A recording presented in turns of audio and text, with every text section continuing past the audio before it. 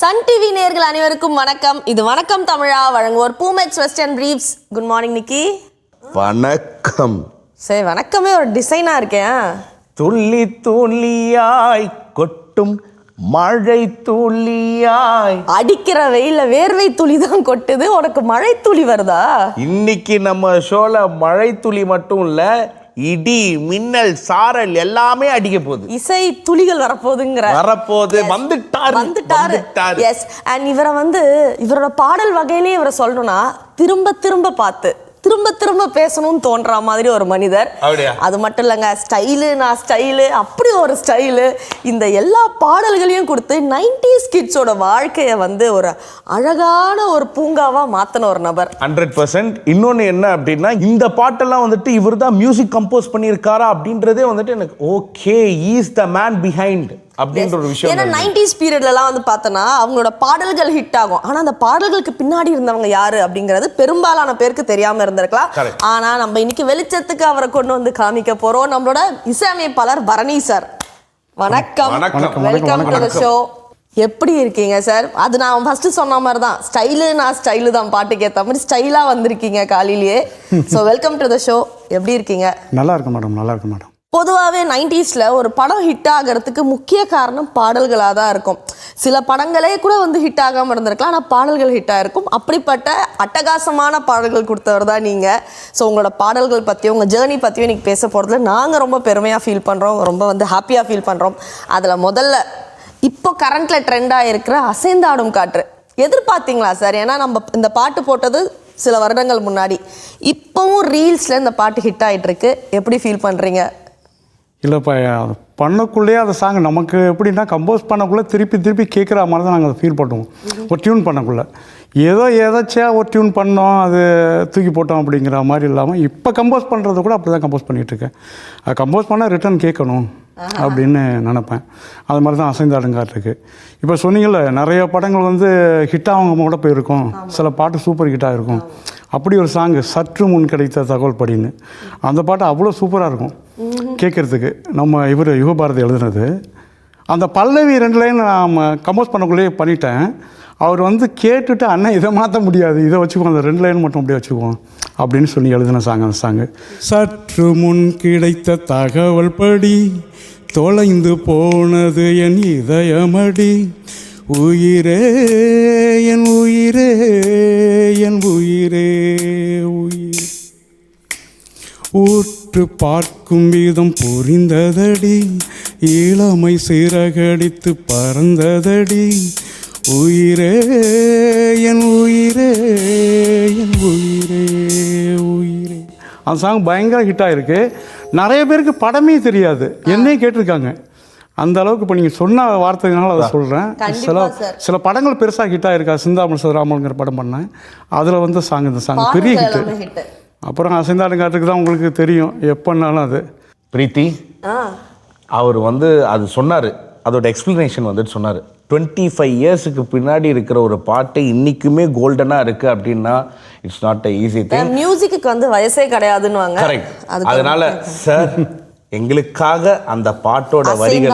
காற்று ஏ அசைந்தாடும் காற்றுக்கும் அழகான பூவுக்கும் காதலா காதலா, ஏ அலையாடும் கடலுக்கும் அது சேரும் மணலுக்கும் காதலா காதலா, கொஞ்சம் இனிக்கும் கொஞ்சம் கரிக்கும் முத்த சுவைக்குள் மூழ்க, இச்சை இருந்தும் கச்சை அணிந்தேன் சர்ச்சைகள் செய்திடவா, ஏ அசைந்தாடும் காற்றுக்கும் அழகான பூ காதலா காதலா.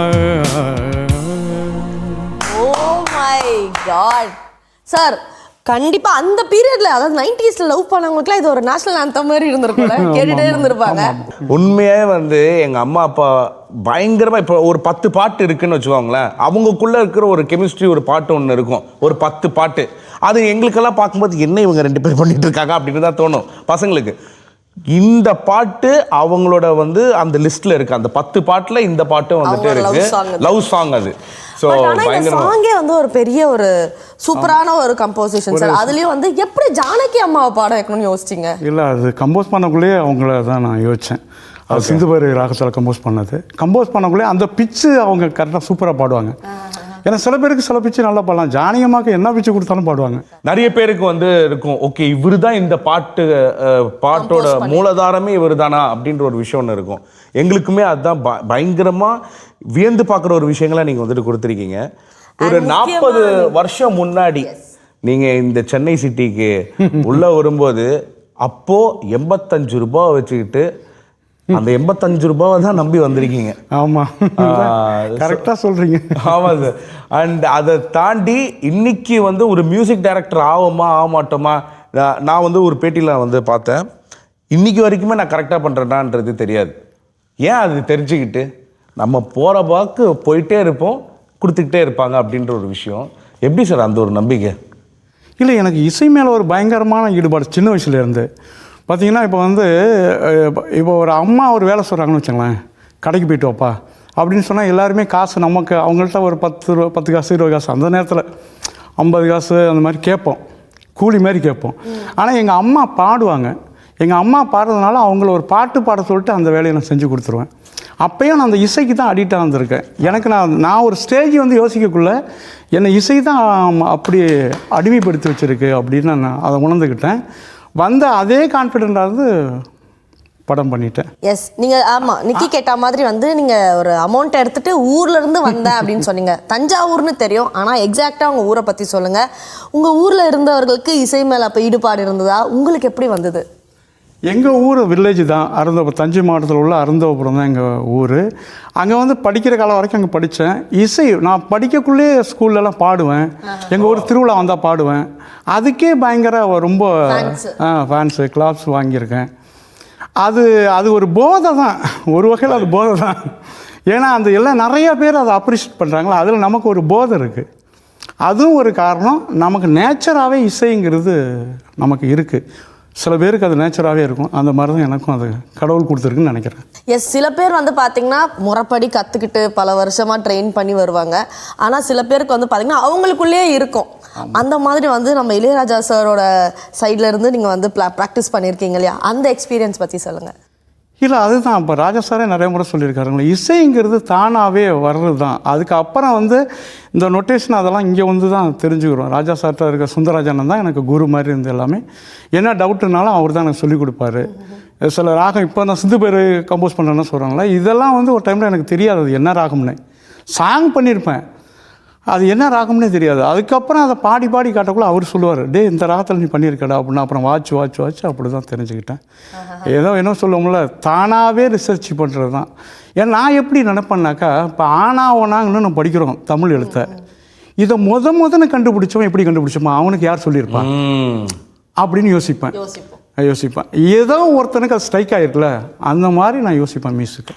ஆனால் உங்களுக்குள்ளே வந்துட்டு இருக்கிற அந்த கலையை வந்து கண்டுபிடிச்சது வந்துட்டு எஸ்ஏசி சார் தான் அப்படின்றது எங்களுக்கு அது தெரியும். அதை பற்றி கொஞ்சம் சொல்லுங்கள் சார். எஸ்ஏசி அதான் முதன்னு நான் அவர்கிட்ட வந்து வாய்ப்பு கேட்க போனேன்.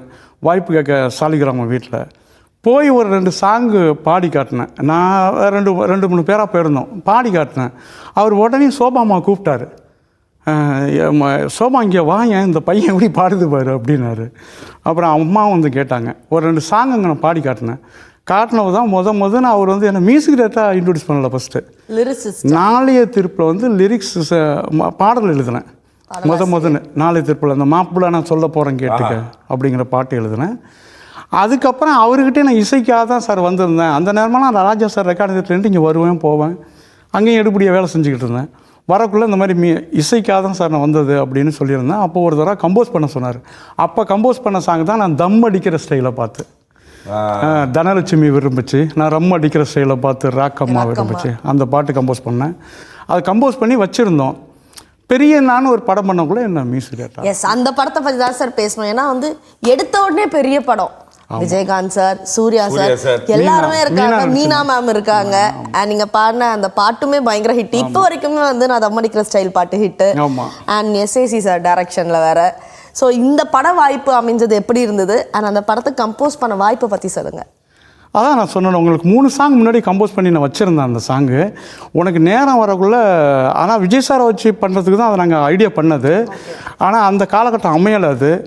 இந்த மாதிரி விஜயகாந்த் சார் சூர்யா அந்த மாதிரி ஒரு செட்டப் அமையக்குள்ளே நீ இதுக்கு மியூசிக் பண்ணு, உனக்கும் ஒரு லைஃபாக இருக்கும் இது அப்படின்னு சார் சொன்னாங்க.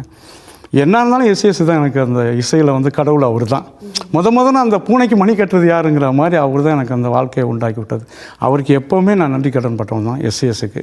ஸோ பெரியண்ணா மாதிரி சிறப்பான படங்களில் நீங்கள் வந்து தம்மடிக்கிற ஸ்டைல் பாட்டு வந்து நிறைய பேருக்கு பிடிக்கும். ஆனால் எனக்கு நிலவே நிலவே பாட்டு பிடிக்கும்.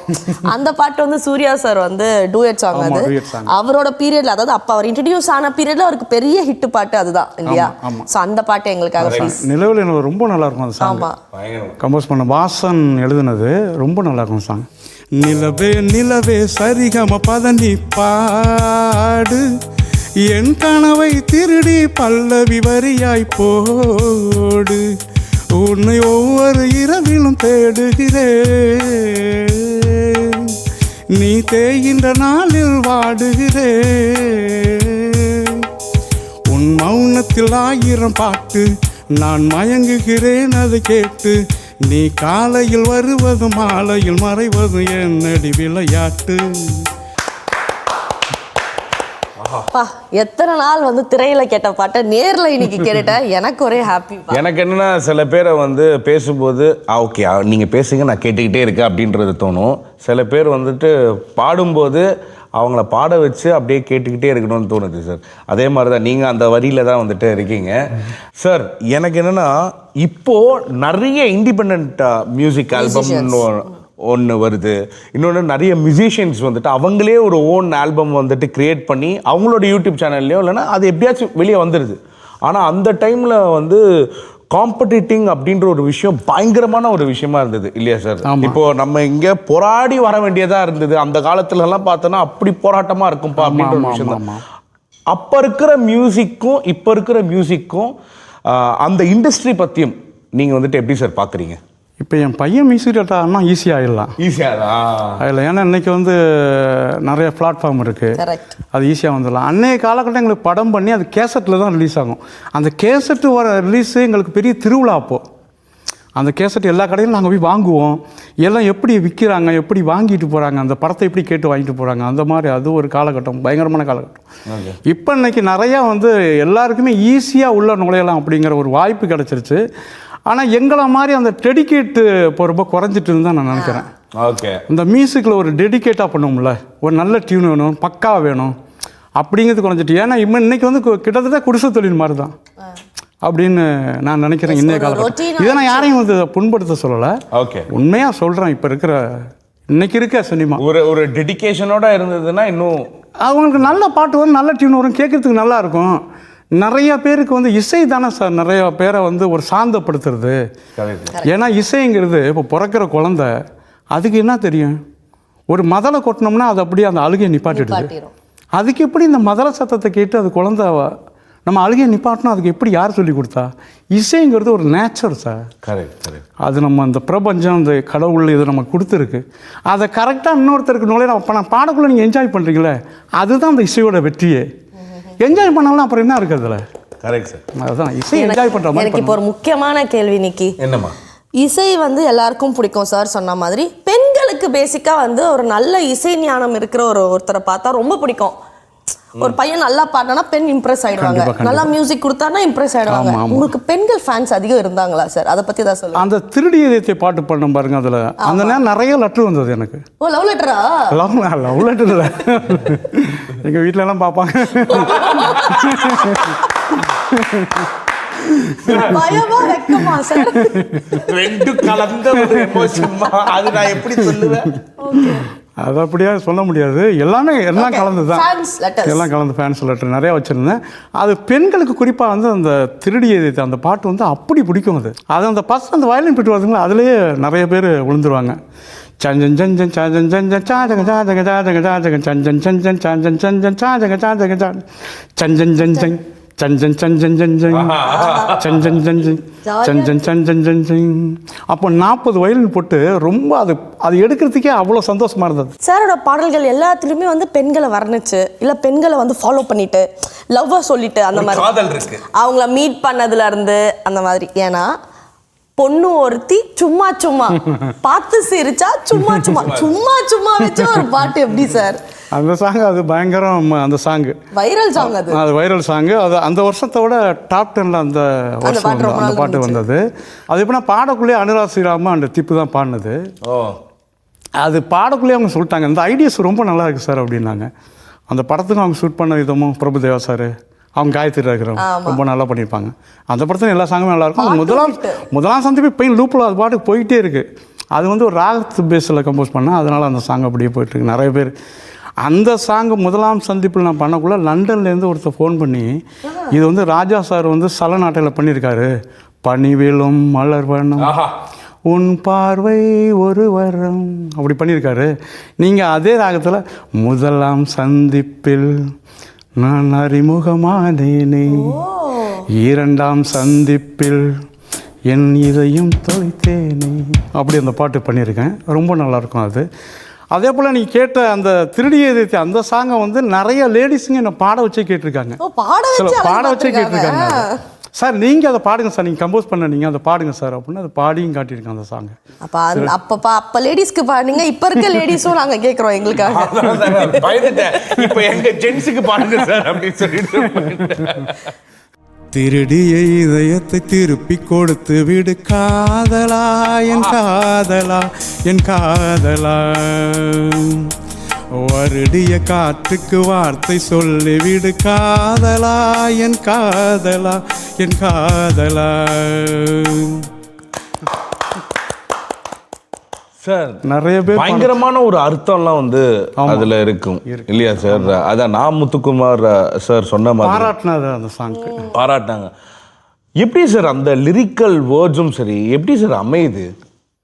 இல்லை இது வந்து ஒரு கற்பனை தான். ஏன்னா எல்லாருக்கும் அது ஏன்னா இப்போ வைரமுத்து சார் இருக்கார், இவ்வளோ பெரிய கவிஞர், அவர் படிக்கவுள்ள எத்தனை ஸ்டூடெண்ட் படிச்சிருப்பாங்க, அவருக்கு மட்டும்தான் கவிதை வருது. கவிதைங்கிறது ஒரு கலை, அது ஒரு சில பேருக்கு தான் வரும், எல்லாருக்குமே வந்துடாது. இசைங்கிறது தான் அதேமாரி தான். நம்ம ஸ்கூலில் என் ஸ்கூலில் படித்த எல்லாருமே வந்துட்டாங்க, இசையாக வந்துட்டாங்க.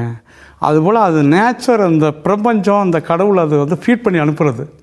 அப்படி தான் கவிதை, இந்த கலை சம்மந்தமே ஆர்ட்ஸ் சம்மந்தமே அப்படி தான் கடவுள் கொடுத்துருக்கணும். ஃபைனலாக என்னோட சார்பில் ஒரே ஒரு கேள்வி சார், எங்களுக்கு பிடிச்ச எல்லா சிங்கர்ஸை வச்சுமே நீங்கள் வந்து பாடல்கள் ஆல்மோஸ்ட் பண்ணியிருக்கீங்க. எஸ்பிபி சார்லேருந்து, ஹரிஹரன் சார்லேருந்து, ஹரிஷ் ராகவேந்திரா சார்லேருந்து எல்லாருக்கூடையுமே வந்து நீங்கள் வந்து பாட்டு கொடுத்துருக்கீங்க. உங்களுக்கு பர்சனலி யார் ஃபேவரட்? இல்லை அப்போ வந்து எனக்கு பயங்கரமாக பிடிச்சது வந்து ஜானகிமா, எஸ்பி, இவங்கள்ட்ட என்னன்னா ஒரு டெடிக்கேஷன் இருந்தது சிங்கர். இப்போ உள்ள சிங்கர் எப்படின்னாக்கா, அதுக்கு முன்னாடி எஸ்பி சார்லாம் வந்தாருன்னா ஒரு சாங்கை வாங்கி ரெக்கார்ட் பண்ணிட்டு போய் ஒரு 1/2 மணி நேரம் உட்காருவார். எஸ்பி சார், சொன்னதாக இருக்கட்டும், சித்ராவாக இருக்கட்டும், ஜானகிமா இருக்கட்டும், எல்லாருமே கேட்பாங்க. கொஞ்சம் நேரம் கேட்டுட்டு வந்து பாடி காட்டுவாங்க, ஏதாவது ஒரு சேஞ்ச் அதில் பண்ணலாமா, இந்த இடம் இப்படி வச்சுக்கிட்டுமா அப்படின்னு கேட்பாங்க.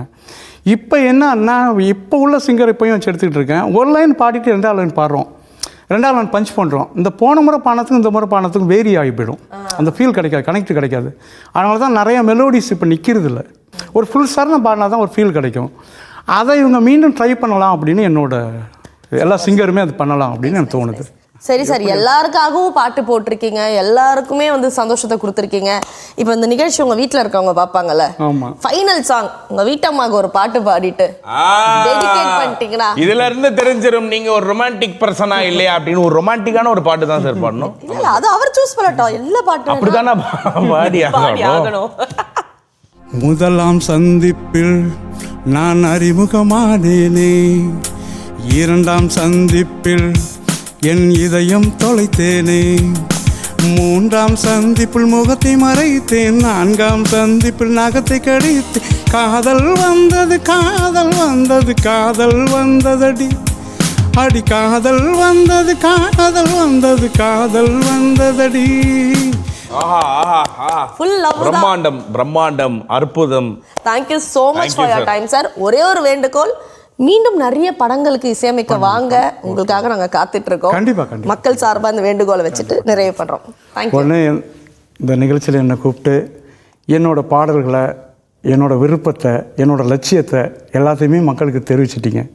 உங்களுக்கும் நம்ம நிறுவனத்துக்கும் எனது நன்றியும் வணக்கத்தையும் தெரிவிச்சுக்கிறேன். Thank you sir. தேங்க்யூ. டெஃபினட்டாக எல்லாமே நல்லபடியாக நடக்கும் அப்படின்னு சொல்லிட்டு இப்போ நம்ம வந்து ஷட்டரை க்ளோஸ் பண்ணிட்டு கிளம்ப வேண்டிய நேரம் வந்துருச்சு. மைடர் மக்களே, இன்னைக்கு நம்ம வணக்கம் தமிழா நிகழ்ச்சியில் எவர் கிரீன் மியூசிக் டைரக்டர் பரணி அவர்கள் வந்துட்டு நிறைய இன்ட்ரெஸ்டிங்கான விஷயங்கள் வந்துட்டு ஷேர் பண்ணியிருந்தாங்க. உங்களுக்கும் பிடிச்சிருக்கும் அப்படின்றத நாங்கள் வந்து நம்புகிறோம். இதே மாதிரி வேற ஒரு வணக்கம் தமிழா நிகழ்ச்சியில் நாங்கள் வந்து சந்திக்கிறோம். Until then, this is Nikki and Preeti signing off.